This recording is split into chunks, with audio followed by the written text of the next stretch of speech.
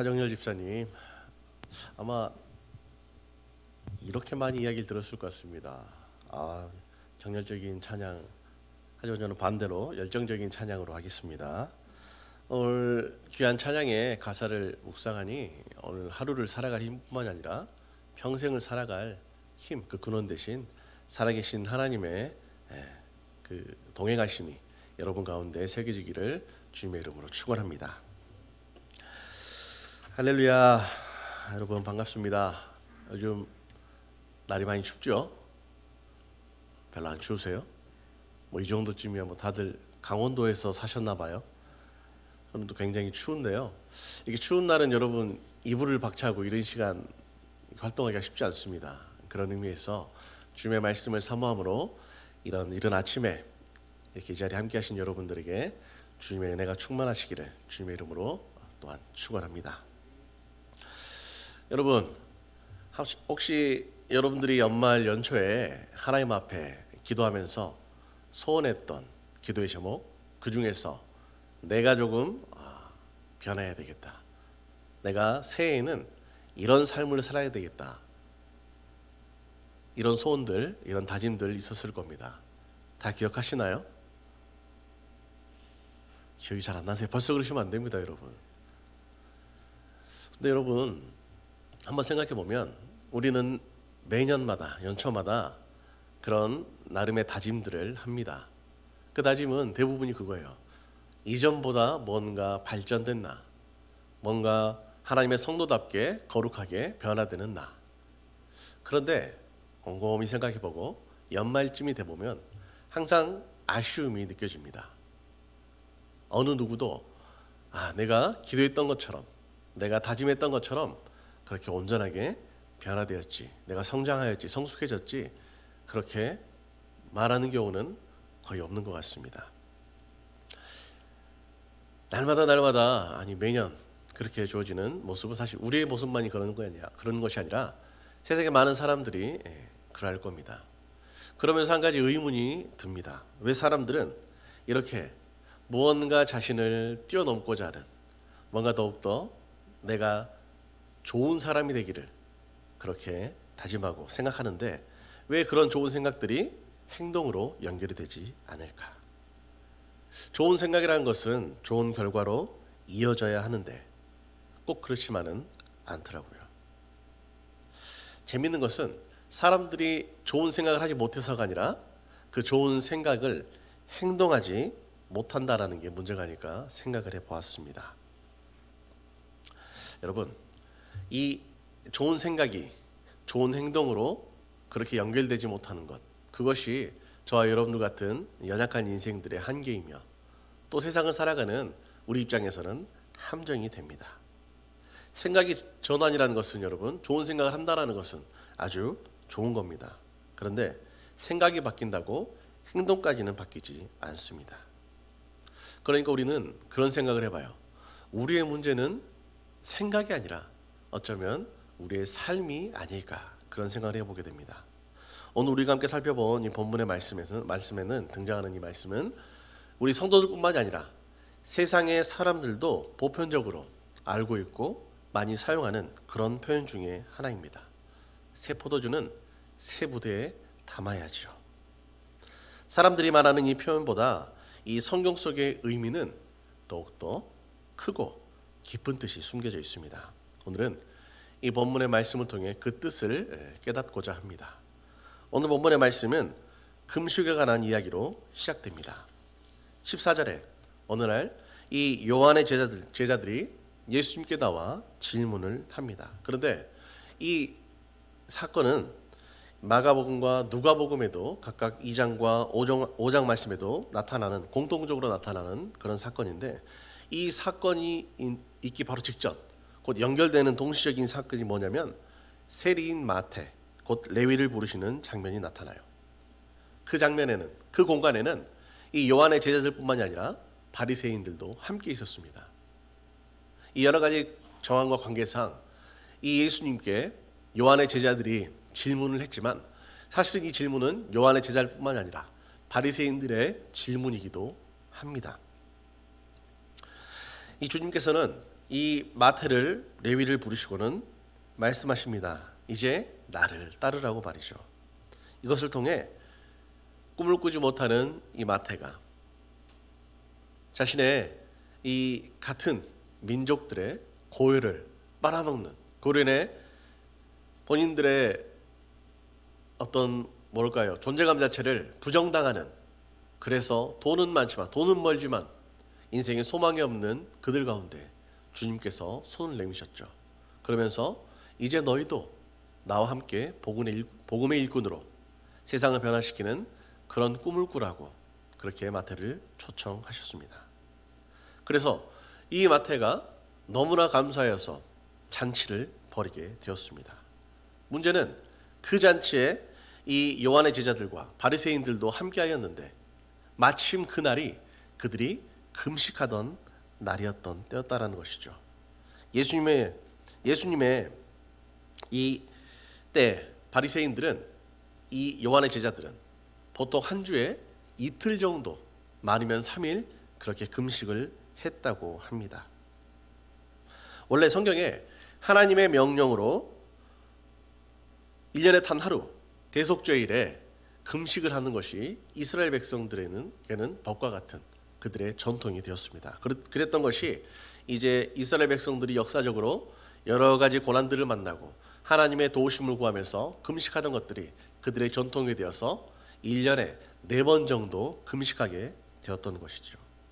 그런데 이 공식적으로 1년에 4번 있었던 이 금식을 뛰어넘어서 이 서기관과 바리새인들, 그리고 오늘 이 요한의 제자들, 이 사람들은 금식을 끊임없이 늘려가던 것이 한 주에 2번, 3번 그렇게 금식이 늘어났던 것이죠.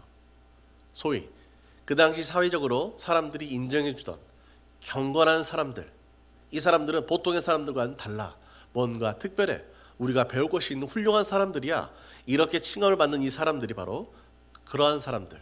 그래서 그들은 이 금식을 통해 그들의 이 경건을 증거하기도 했습니다.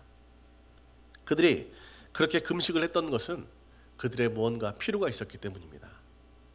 나라와 민족의 구원을 위해서, 혹은 개인의 어떠한 문제를 가지고 금식한 것으로 자신의 경건을 나타냈던 것이죠.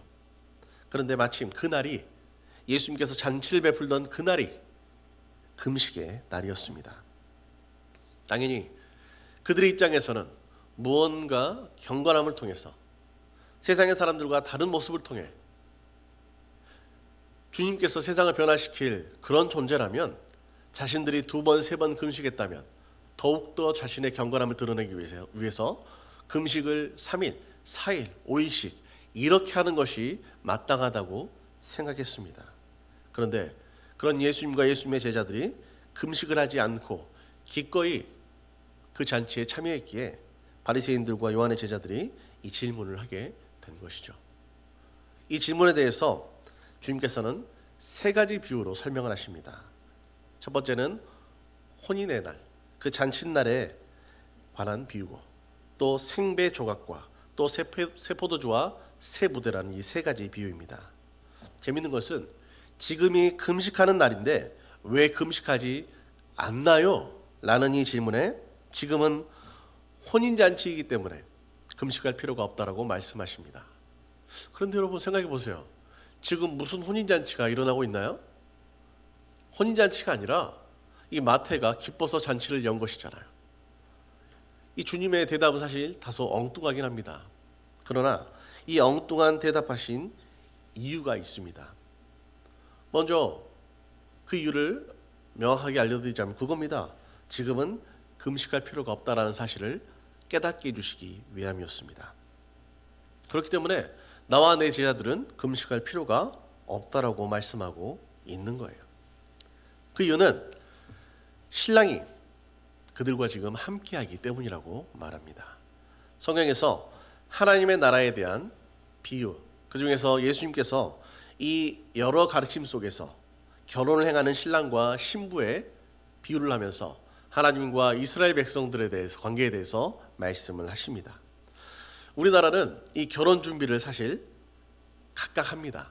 신랑과 신부 측이 거의 절반에 가깝게 말이죠. 하지만 이 이스라엘은 결혼을 위해 남자가 지참금을 내어야 했고, 남자가 집을 준비해야 했고, 남자가 잔치에 필요한 모든 비용도 준비해야 했습니다. 그 말인즉슨 이 결혼식의 모든 것들은 신랑을 통해 이루어지게 되는 거예요. 결혼의 모든 것들, 한 가정을 꾸리고 잔치를 벌이고 결혼 예식을 하는 이 모든 것들이 신랑을 통해서 이루어졌다라는 것입니다.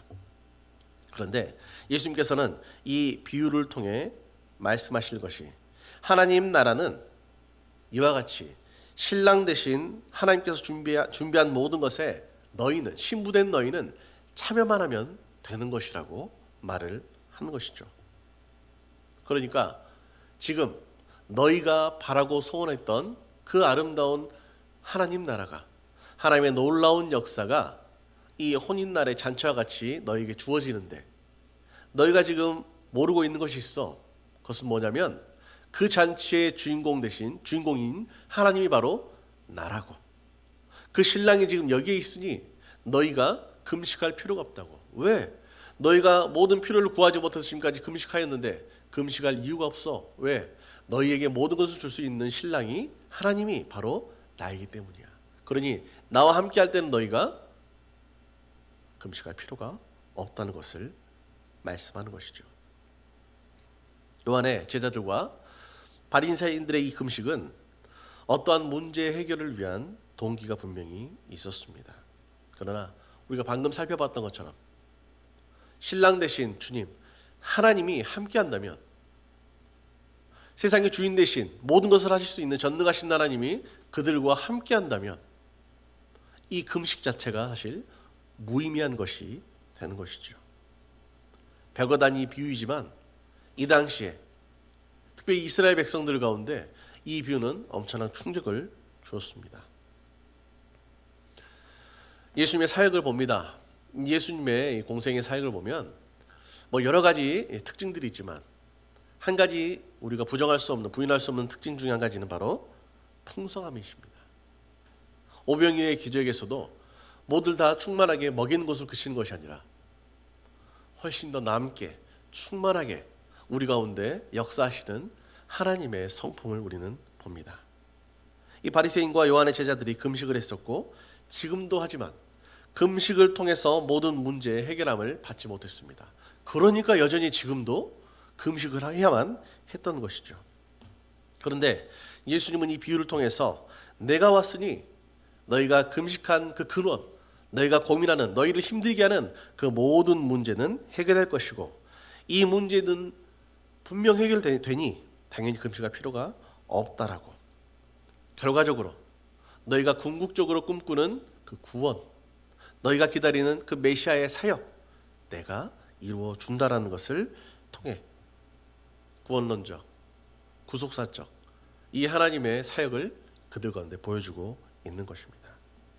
그리고 이 말씀은 후에 등장하는 이 새 포도주와 새 부대에 비유해서 부대를 채우는 새 포도주, 그게 바로 나야, 그게 바로 메시아, 그게 바로 곧 하나님, 그게 바로 곧 예수님인 나야, 그렇게 말씀을 하고 있는 것이죠. 여러분, 예수님께서 행하신 가장 첫 번째 기적이 뭔지 아시나요?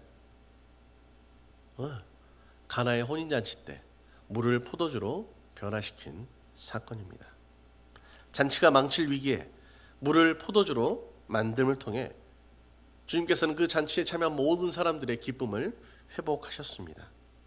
스스로가 이 회복의 기쁨과 소망을 주시는 포도주 대신 주님이라는 사실을 이 비유를 통해 우리는 깨닫게 되는 것이죠.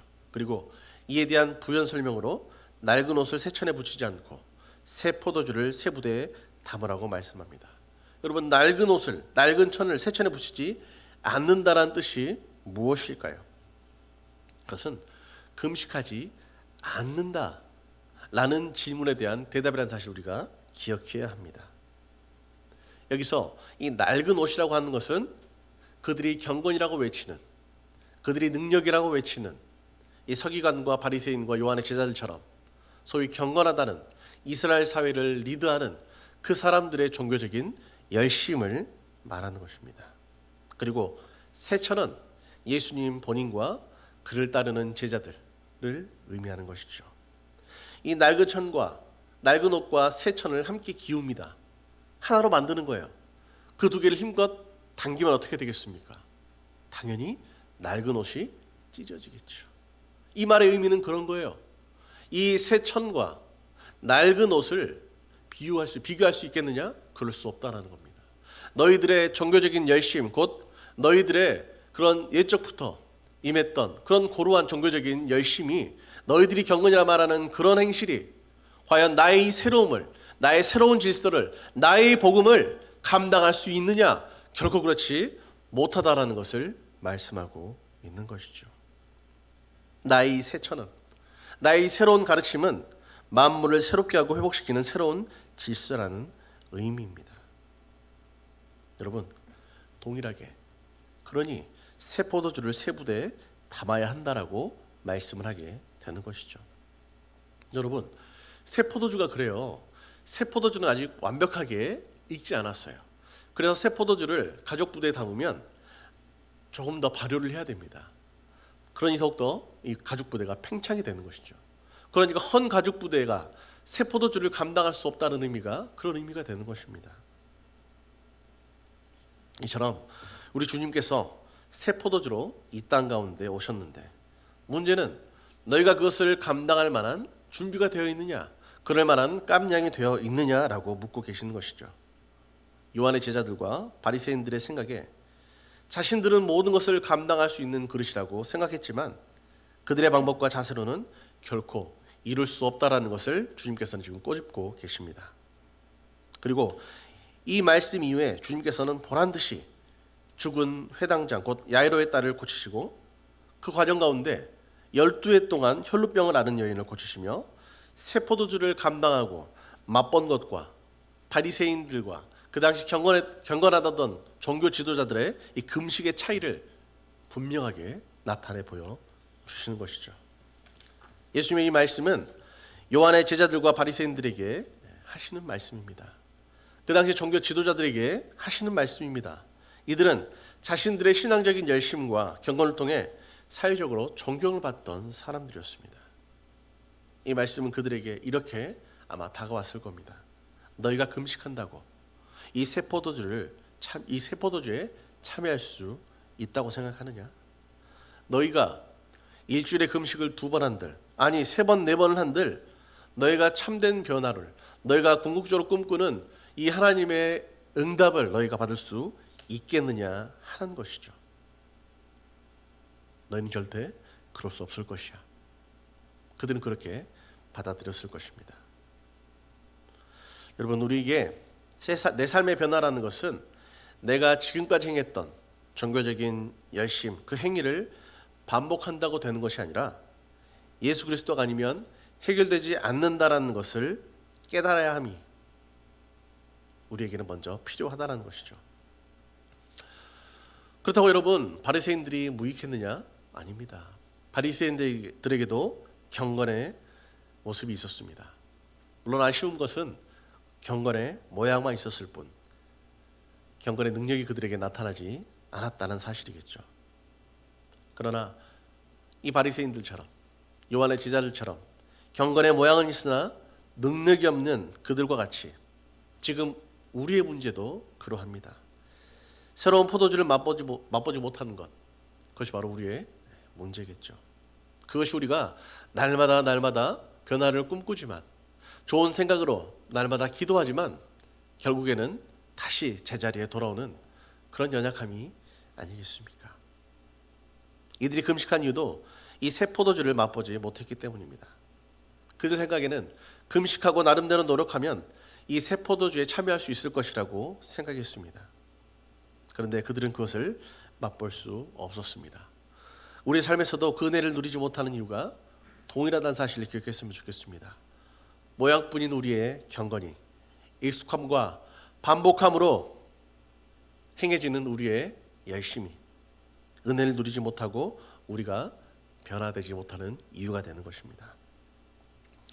참 아픈 말이지만 여러분, 교회를 교회답지 못하게, 교회를 연약하게 만드는 범인들이 누구인지를 우리는 깨달아야 합니다.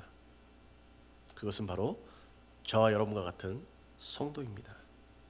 교회 밖의 사람들은 우리에게 손가락질을 하고 비난을 합니다.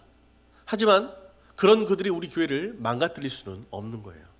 하지만 교회 안에 있는 우리는, 교회된 우리는 우리 스스로의 완악함 때문에, 우리 스스로의 연약함 때문에 이 교회를 망가뜨리고 있습니다. 망가뜨릴 수 있습니다. 그것은 우리에게 바리새인의 모양뿐인 경건과 열심만이 남아있기 때문이 아닐까 생각해 봅니다. 어떤 사람이 낚시를 하고 있었어요. 근데 잡은 물고기를 자로 자꾸만 재더니 버리는 거예요. 아니, 너무 작은 물고기를 살려주는 건가? 한참 봤습니다. 근데 물고기, 굉장히 큰 물고기도 버리는 거예요. 너무 이상해서 사람이 물어봤습니다. 아니 아저씨, 왜 자꾸 물고기를 자로 재고 버리는 거예요? 그랬더니 그 아저씨가 말하는 겁니다. 너무 당연하다는 듯이 우리 집에 이 물고기를 요리할 수 있는 팬이 있는데 그 팬의 크기가 이만큼 된다고. 그래서 그 팬으로 요리할 수 있을 만한 고기 크기가 아니면 나는 요리할 수 없으니 그 고기를 버린다고 말이죠. 여러분, 이 낚시꾼의 모습이 얼마나 어리석은 모습인지 우리는 잘 알고 있지 않습니까? 그런데 우리는 우리의 신앙생활을 이런 어리석은 사람처럼 하고 있다는 사실이에요. 내 나름대로의 태를 가지고, 내 나름대로 원하는 어떤 것을 가지고 기준 삼아서 하나님의 말씀과 교회 여러 가지 많은 신앙적인 것들을 재단합니다. 그리고 맞지 않느냐면 그것이 틀렸다고 가감없이 버려버리는 모습, 그게 저와 여러분과 같은 성도들의 모습이라는 것이죠. 그것이 우리가 은혜를 경험하지 못하고 변화되지 못하는 근본적인 이유입니다. 우리는 이러한 자세, 이러한 시선을 이제 바꿔야만 합니다. 그런데 이 변화는, 이 시선은, 이 자세는 새 포도주가 아니면 결코 바꿀 수 없습니다. 곧 우리의 결단과 열심, 거기에 새 포도주, 곧 이 예수 그리스도, 주님의 가르침, 이것이 함께할 때 비로소 참된 변화가 시작됩니다. 우리가 과연 새 포도주를 맛보고 있는지 우리가 진지하게 고민해 봐야 할 시기입니다. 그리고 우리가 이 새 부대가 되어야 하겠죠. 새 포도주는 그러나 여러분 언제나 동일하다는 사실을 기억하시기 바랍니다. 문제가 있으니 그 문제는 부대입니다.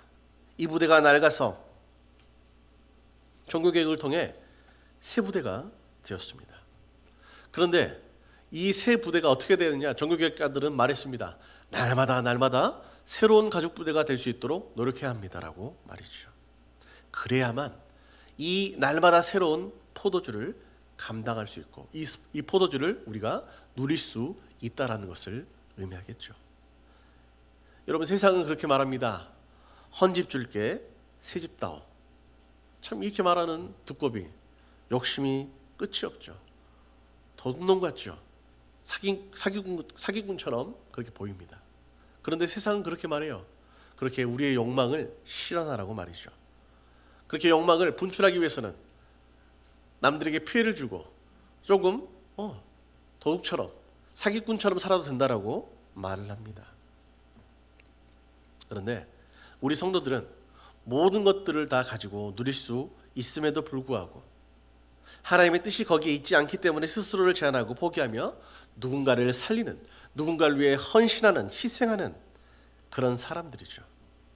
그렇게 하기 위해서 우리가 하나님의 말씀을 온전히 순종하고 실천해야 합니다. 이렇게 거듭날 때, 이렇게 변화될 때 우리가 비로소 새 부대가 되는 것이죠. 오늘 말씀의 핵심은 그것입니다. 아무리 너희가 완악할지라도 결국 이 새 것은 옛 것에 의해서 결코 망가지지 않는다, 결코 훼손되지 않는다라는 진리, 하나님은 승리하신다라는 진리를 의미합니다. 우리의 문제는 옛 것으로 날마다 이 새 것을 망가뜨리는 데 있습니다. 하루하루 시간만을 허망하게 소모하지 않기를 소원합니다. 새 것을 망가뜨리는 것이 아니라 이 새 것의 맛을 보며 이 새 것과 함께 날마다 새로워지기를 간절히 소원합니다. 그러니 우리에게 그 당시 경건했던 서기관과 바리새인들 그리고 요한의 제자들이 그랬던 것처럼 금식이 아닌 새 포도주 대신 주님을 통해 우리가 모든 문제로부터 해결함을 받고 완전한 새 것이 되어서 하나님의 영광을 누리고 또한 세상 가운데 나타내시는 저 여러분 되시기를 주님의 이름으로 축원합니다.